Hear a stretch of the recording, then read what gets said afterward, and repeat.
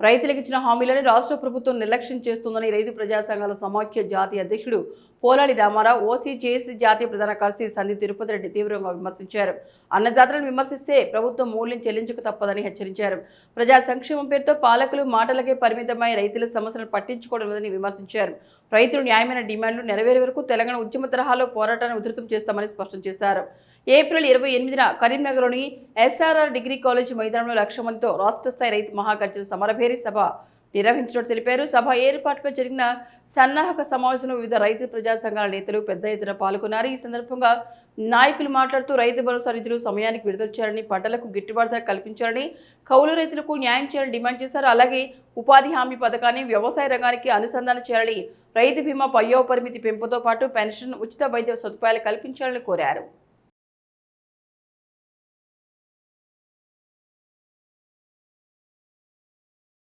ఓసీజేఏసీ రైతు ప్రజా సంఘాలు మరియు అన్ని రెడ్డి ఐక్యవేదిక సంఘాలు అన్ని కుల సంఘాలతోని ఈరోజు ఒక రైతు ప్రజా సంఘాల తరఫున ఓసీజేఏసీ తరఫున కరీంనగర్ జిల్లా కేంద్రంలో ఏప్రిల్ 20న నిర్వహించాలన్నటువంటి రైతుల మహాగర్జన సమరభేరి సభకు విజయవంతం చేయాలని చెప్పి ఇక్కడ సన్నాహక సమావేశం నిర్వహించిన వివిధ జిల్లాల నాయకులతో కలిసి ముఖ్యంగా రైతు ప్రభుత్వం అని చెప్పుకునేటువంటి ఈ ప్రభుత్వం రైతులకు ఇచ్చిన హామీలను నెరవేర్చడం లోపల పూర్తిగా నాన్స్వేత ధోరణి అవలంబిస్తుంది.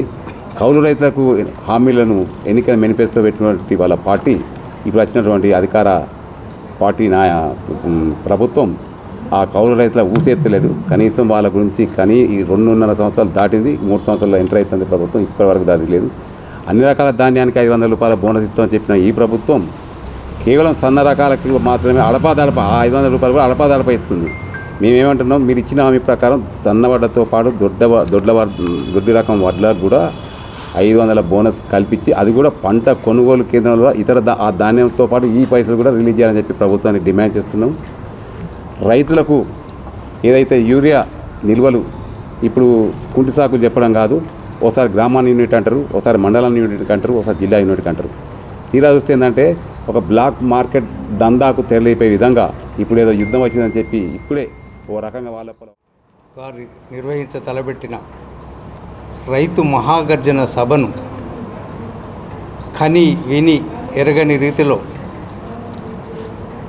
అనుకున్న దానికంటే ఎక్కువ రైతులను సమీకరించి మహిళా రైతులను అన్ని వర్గాలను, అన్ని కులాలను, వ్యవసాయం చేసే ప్రతి వ్యక్తిని ఇందులో పాల్గొనే విధంగా గ్రామాన తిరిగి ఈ సభను విజయవంతం చేయడానికి అందరం కూడా సహకరించి అందరం కూడా ఆ సభను విజయవంతానికి కృషి చేస్తాం. రైతులకు ఇచ్చినటువంటి హామీలు ప్రభుత్వం వెంటనే అమలు చేయాలి.